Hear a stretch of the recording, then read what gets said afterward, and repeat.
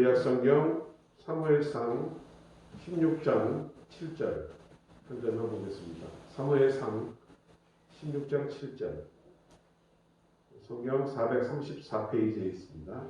사무엘상 16장 7절 말씀입니다. 우리 찾으신 분은 함께 읽도록 하겠습니다. 여호와께서 사무엘에게 이르시되 그 용모와 신장을 보지 말라. 내가 이미 그를 버렸노라. 나의 보는 것은 사람과 같지 아니하니 사람은 외모를 보거니와 나 여호와는 중심을 보느니라. 아멘. 하나님께 인정받는 사람.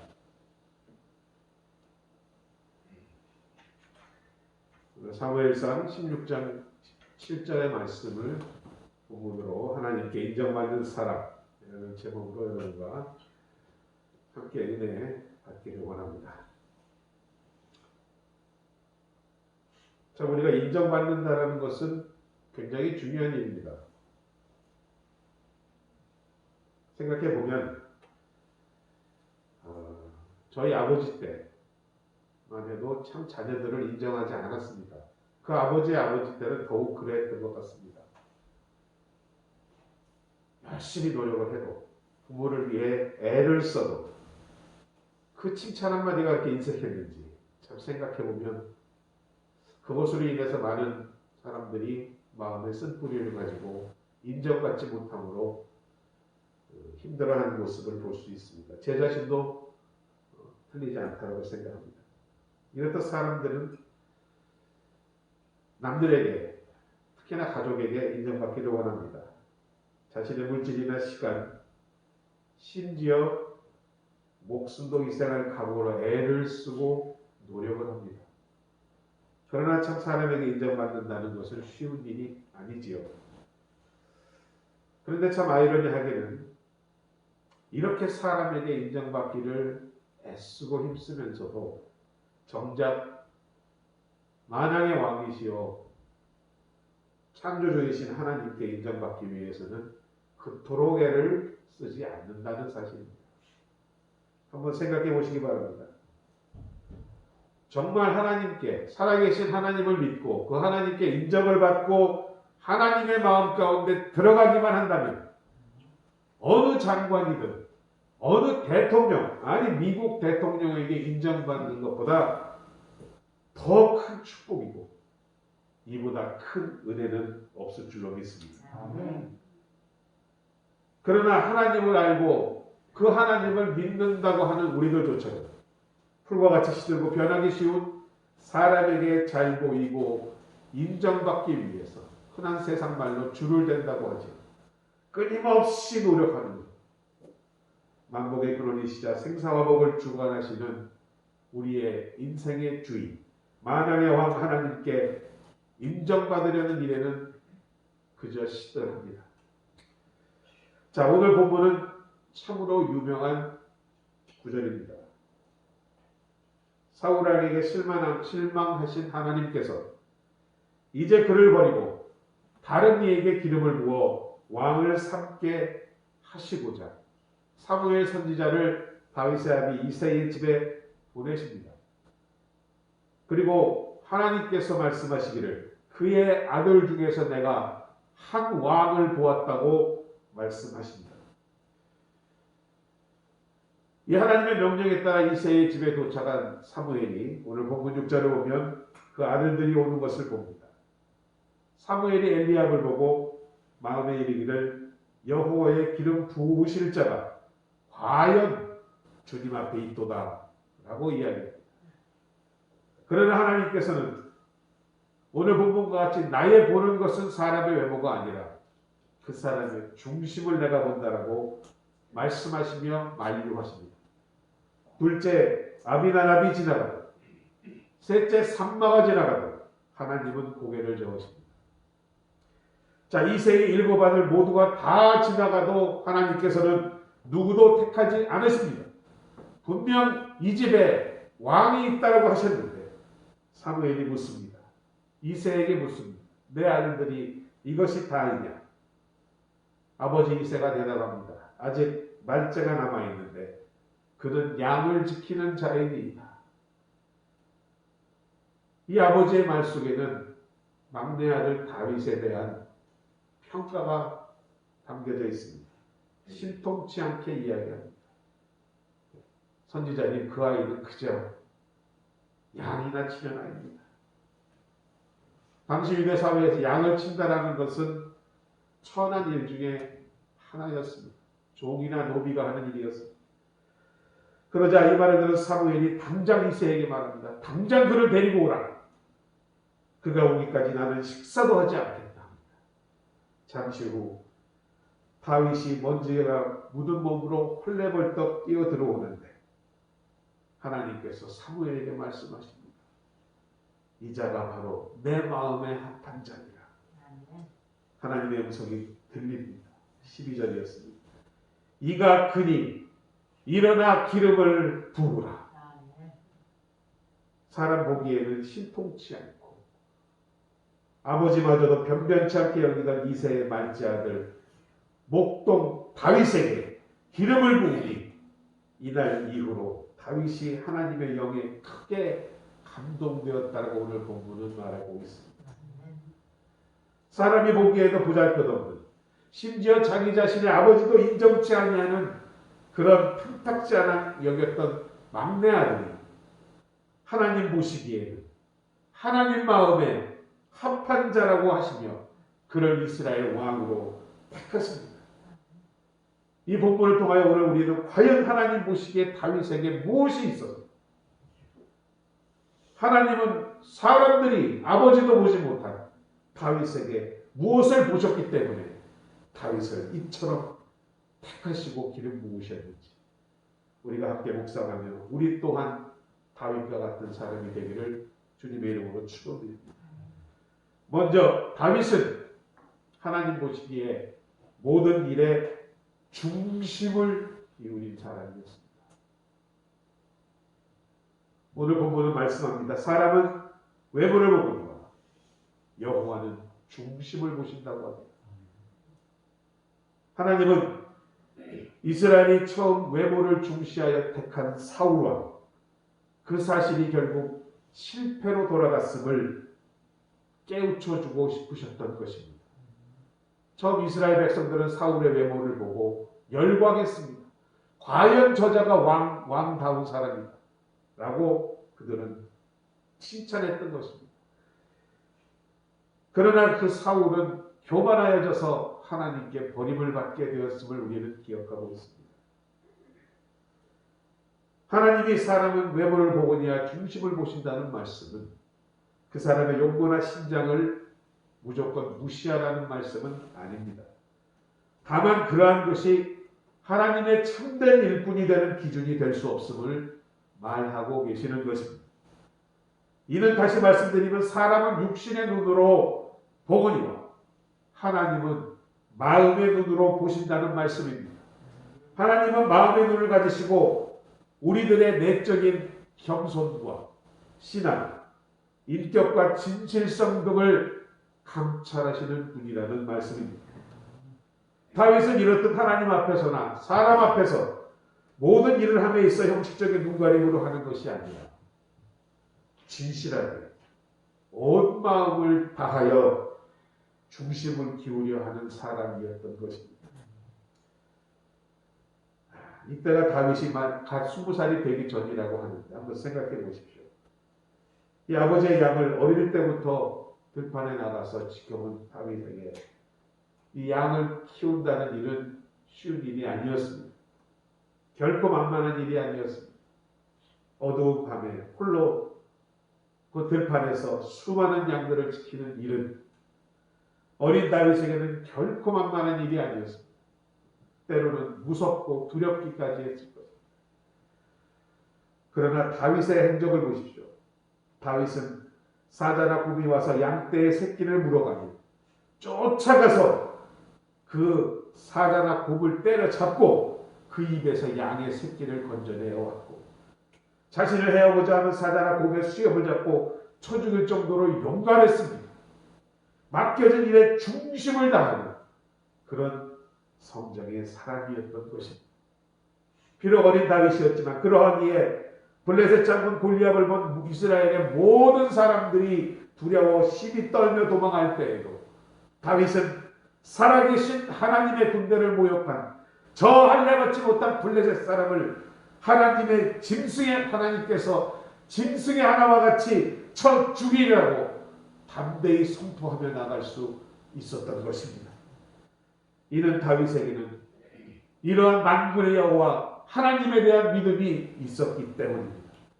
시편 51편 6절을 말씀합니다. 보소서 주께서는 중심이 진실함을 원하시오니 내게 지혜를 은밀히 가르치시니.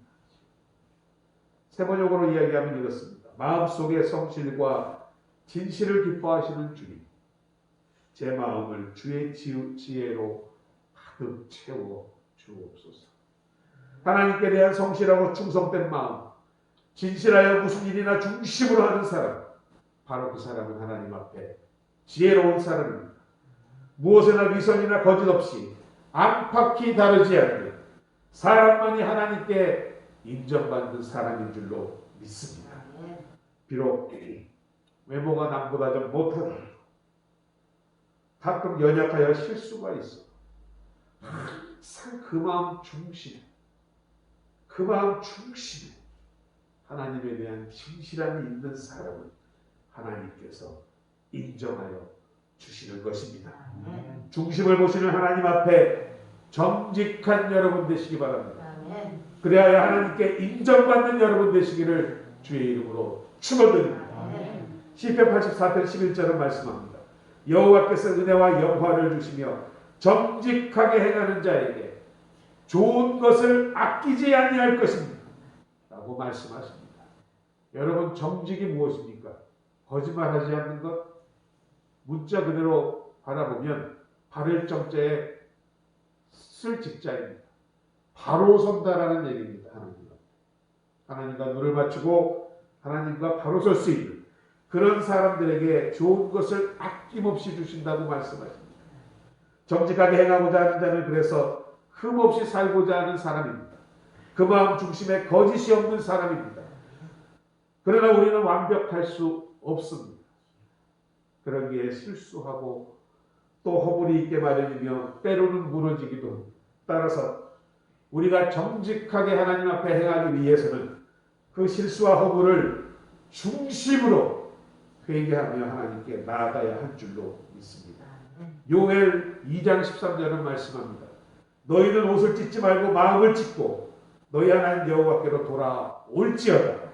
그는 은혜로우시며 자비로우시며 노하기를 더디하시며 이내가 크시사 뜻을 돌이켜 재앙을 내게 내리지 아니하시리로다. 여기서 우리가 주목해야 할 일은 회개하는 일에도 중심으로 해야 한다라는 말씀입니다. 당시 유대인들은 큰 슬픔을 나타낼 때 옷을 찢는 행위를 하였습니다.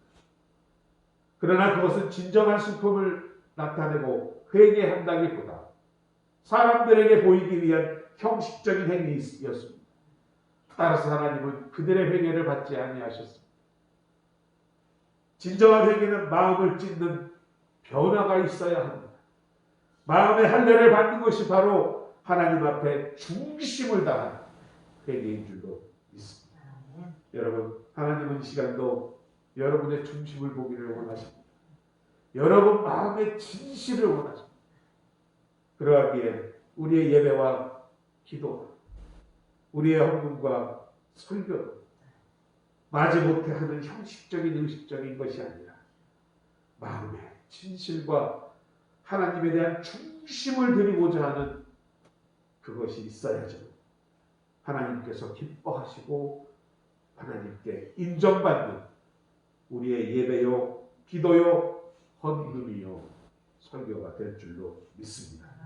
비록 당시 가장 천대받는 일을 하던 목동이요, 말째 아들이며 부모도 형제도 인정치 않았던 다윗이지만 그 중심이 아름다운 하나님을 향해 있는 다윗, 또 범사의 중심을 다하여 온 마음을 다하여 일을 하였던 다윗, 그리하여 하나님 앞에 늘 정직하게 서고자 했던 다윗, 그 다윗을 사람의 중심을 보는 하나님께서 오늘 인정하신 것입니다.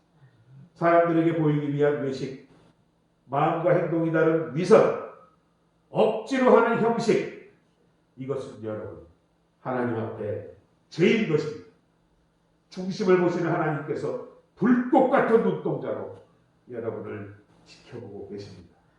진실함으로 하나님께 나아가는 여러분 되셔서 이가 그니 그에게 기름을 부으라는 하나님의 축복으로 하나님의 영이 여러분과 함께 임하시기를 주님의 이름으로 축원드립니다.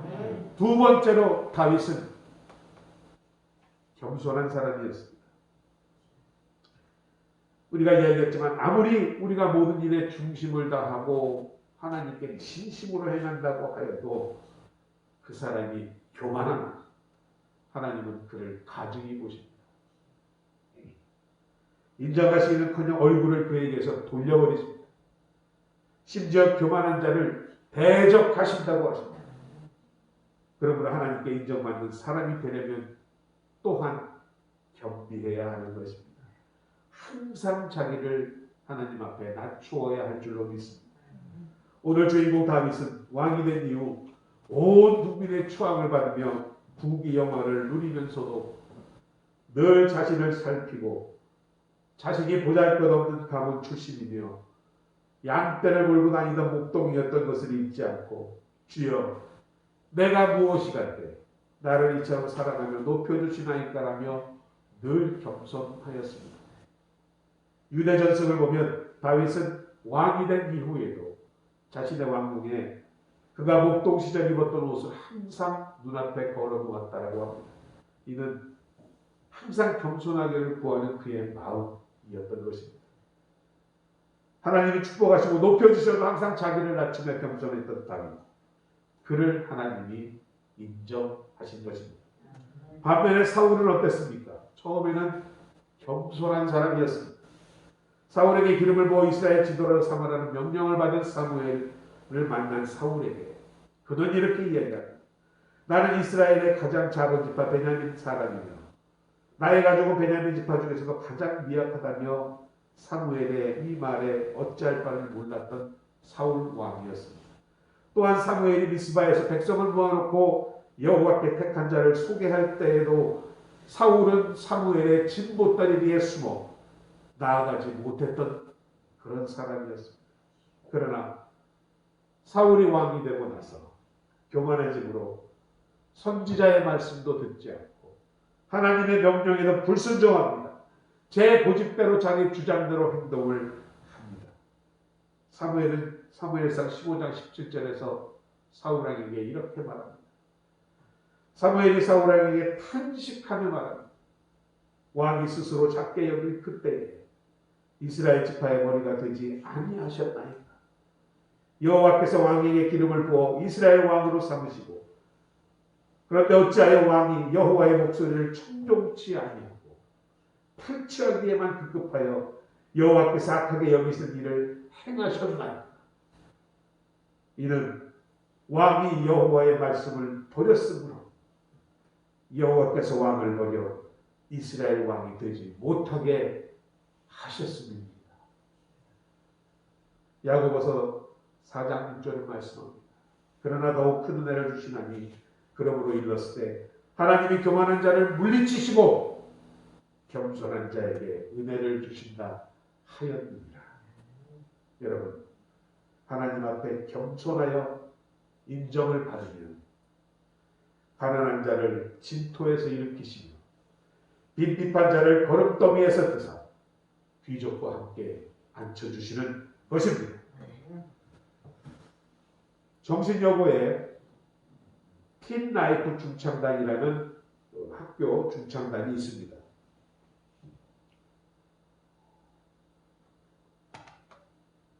매년 방학이 되면 이 틴라이프 중창단 15명의 여학생들은 미주 지역을 순회하며 연주 활동을 벌였다고 합니다.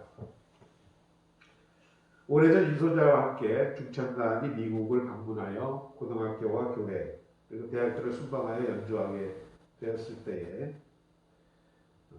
그 그들과 함께 따라간 장로님 한 분이 계셨다라고 합니다. 그런데 이제 연주가 끝나고 다른 곳으로 이동하기 위해 차를 타야 할 시간만 되면 15명의 여학생들이 앞을 다투어 차 있는 대로 막 뛰어가더랍니다.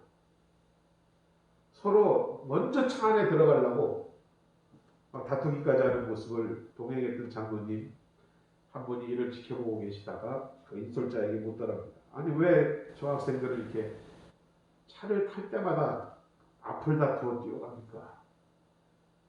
인솔자는 대답했습니다. 학생들은 15명인데 그 차에 앉을 수 있는 좌석이 12개랍니다. 3명은 차 바닥에 앉아야만 되는 상황이었습니다. 그런데 여러분,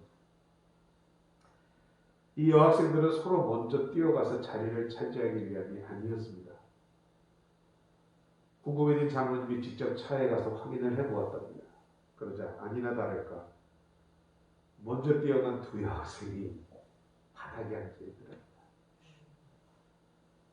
그 장면은 정말 상상할 수도 없는 감동적인 장면이었다고 합니다. 그날 장로님은 이 정신여고 중창단을 위하여 20명이 탈 수 있는 버스를 선물로 사주었다고 합니다. 그것은 여러분, 이 여학생들이 낮아지는 마음으로 먼저 바닥에 앉았기 때문에 얻었던 은혜요 선물이었던 것입니다. 자신이 지닌 위치나 가진 것, 입장을 내세워 이와 같이 엎드리지 못하는 사람들이 있습니다. 그러나 그들은 은혜를 받지 못합니다. 고넬료보다도 위대한 조건을 가지고 있음에도 불구하고 자신을 낮추어 엎드리는 사람, 그 사람들에게 하나님은 그를 인정하시고 은혜를 베풀어 주시는 줄로 믿습니다. 마지막으로 다윗이 하나님께 인정받았던 이유는 그는 자신의 죄에 대해서 철저히 회개하는 사람이었습니다. 성경을 보면 다윗은 온전한 회개의 사람입니다. 다윗도 사람인지라 실수하고 범죄할 때가 있었습니다. 그러나 그는 그 죄를 깨달았을 때 애통하며 눈물을 흘리고 마음을 찢어 하나님께 철저하게 회개했던 사람인 것을 이 시간 기억하시는 복된 여러분 되시기 바랍니다. 여러분 잘 아시는 시편 51편이 바로 밧세바와의 불륜으로 인한 나단 선지자의 지적을 받고 다윗이 참회하는 기도입니다. 내가 죄악 중에 출생하였으니 어머니가 죄 중에서 나를 잉태하였느니라. 주의 얼굴을 내 죄에서 돌이키시고 내 모든 죄악을 지워주소서. 나를 주 앞에서 쫓아내지 마시며 주의 성령을 내게서 거두지 마소서. 하나님께서 구하시는 제사는 상한 심령이다. 하나님이여 상하고 통회하는 마음을 주께서 멸시치 아니하십니다. 밧세바의 불륜을 통하여 첫 아이가 출생합니다. 그러나 그 아이가 깊은 병에 듭니다. 다윗은 그 아이를 위하여 7일 동안 금식하며 땅에 엎드립니다. 그리고 앓는 아이를 보면서 자신 마음 가운데 깊은 죄책감을 깨닫기 시작합니다. 여호와의 원수로 크게 음악거리를 만든 자신의 죄상에 대해서 원통해하고 있었습니다. 자신의 죄악된 본성의 소유자임을 철저히 깨달으며 변명하지 않고 오히려 사죄의 은총, 그것이 주님께만 있음을 고합니다. 자신이 형벌을 받는 것은 마땅하지만 그래도 주여 하나님과 영적으로 단절되는 형벌만은 내리지 말아달라고 그는 하나님께 부르짖고 있는 것입니다. 하나님의 성령을 받았던 사울왕이 하나님을 거역함으로 그 영이 떠나가고 하나님이 부르시는 악한 영들이 그에게 임함으로 하나님과 상관없는 버림받은 바 되었다는 사실을 다윗은 너무나 명백히 알고 있었던 것입니다. 주여 죄로 인해 나를 죽이실지라도 주의 영만은 내게서 떠나지 마옵소서. 바닥에 엎드려 다윗은 회개하였던 것입니다. 여러분, 하나님은 이와 같이 통회하는 자들에게 함께 하십니다. 진실하게 중심으로 회개하는 다윗과 같은 사람을 하나님은 영접하시는 것입니다. 자신의 죄를 깨닫고 마음을 찢고 베개가 눈물에 젖어 썩을 정도로 울며 회개하는 다윗에게 하나님은 그를 용서하시고 인정하셨던 것입니다. 시편 32편의 다윗은 이와 같이 고백합니다. 허물의 사함을 입고 자신의 죄가 가려진 자는 복이 있도다. 마음에 간사함이 없고 여호와께 정죄를 당하지 않은 자는 복이 있도다. 내가 입을 열지 않을 때에 종일 신음함으로 내 뼈가 쇠하였도다. 주의 손이 주야로 나를 누르시오니 내 진액이 빠져 여름 가뭄에 마름같이 되었나이다. 내가 이르기를 내 허물을 여호와께 자복하리라 하고 주께 내 죄를 아뢰고 내 죄악을 숨기지 아니하였더니 곧 주께서 내 죄악을 사하셨나이다. 라고 다윗은 기도하고 있습니다. 이와는 비교하여 불순종하고 범죄한 후에도 변명과 핑계로 가득했던 사울. 그는 완악하며 고집부리고 회개치 않은 그는 결국 하나님께 버림을 받고 비참한 최후를 맞이합니다. 우리 기독교 역사를 보아도 위대한 사람들 중에는 많은 분들이 진심으로 회개하며 돌아온 사람들이 많습니다. 우리는 너나 나나 할 것 없이 연약하고 하나님 앞에 죄 지을 수밖에 없는 존재임을 깨닫게 합니다. 세계 3대 참회록의 하나를 쓴 성 어거스틴은 이탈리아 식민지 출신이었습니다. 불우한 환경과 그 환경 때문에 조숙했던 그는 16살 때에 한 소녀와 도피해서 밀라노에서 우리말로 살림을 차립니다. 그토록 사랑했던 그 후에 그 아내에 대해서 실증을 느끼게 됩니다. 그는 그 아내를 버리고 다른 소녀와 또 결혼합니다. 그러자 이 버림을 당한 소녀는 아프리카 사막에 있는 수도원으로 들어가 버립니다. 이후 양심의 고통에 시달리던 어거스틴은 회개하며 참회록을 기록합니다. 그의 참회록은 다윗의 51편과 같이 전부 기도문입니다. 또한 그는 시편 51편을 큰 문자로 써서 침대 위에 걸어놓고 그가 죽기까지 아침 저녁으로 그것을 읽으며 참회와 반성의 기도를 하며 생을 마감했다라고 합니다. 여러분, 하나님이 원하시는 제사는 수양이 아닙니다. 여러분의 상한 심령인 줄로 믿습니다. 하나님은 마음이 상한 여러분에게 가까이 하실 것입니다. 중심으로 하나님께 마음을 찢으며 통회하는 여러분에게 하나님은 용서와 은혜를 내려 주실 줄로 믿습니다. 우리가 회개의 유형을 보면 세 가지 유형으로 볼 수 있습니다. 잘 이해가 돕도록 첫째는 베드로와 같은 회개의 유형입니다. 예수께서 로마군에 잡혀가 가야바 신분을 받을 그 밤에 세 번이나 주님을 부인하며 저주했던 베드로.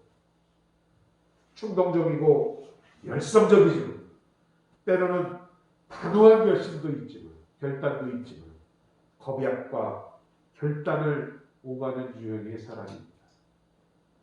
가장 흔한 우리의 모습이 아닐까 싶습니다. 종종 실수하지만 때로는 또 불같은 열성으로 하나님을 향해 목숨을 바치고자 합니다. 이런 분들은 교회의 큰 일꾼으로 쓰일 가능성이 높다라고 합니다. 자신의 잘못을 지적받을 때 충분히 깨닫고 회개할 줄 아는 사람이기 때문입니다. 베드로는 부활한 예수님이 그에게 나타나셔서 내 양을 먹이라는 사명을 받고 초대교회의 지도자가 되었습니다. 두 번째 회개의 유형은 창세기 19장에 나오는 롯의 아내의 모습입니다. 그녀는 소돔과 고모라 성이 멸망하는 것을 바로 보고 또 봤음에도 불구하고 뒤를 돌아보아 소금 기둥이 되었습니다. 요새 말로 양다리 신앙의 소유자입니다.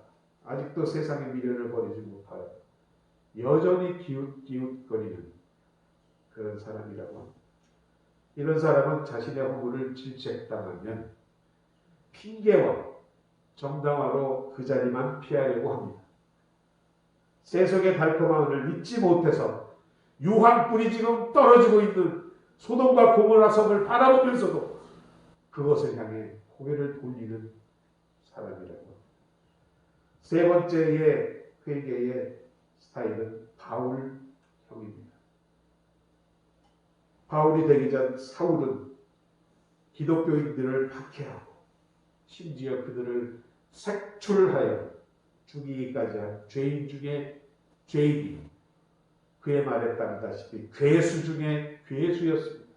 그런데 어느 날 다메섹에서 예수님을 만난 이후 그의 인생이 급선회한 사람입니다.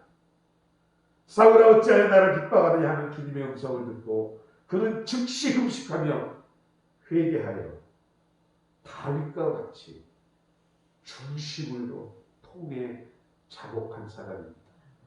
하나님은 그를 인정하시고 하나님을 박해하는 사람에서 하나님을 위한 순교자로 운명을 변화시켜 주셨던 것입니다.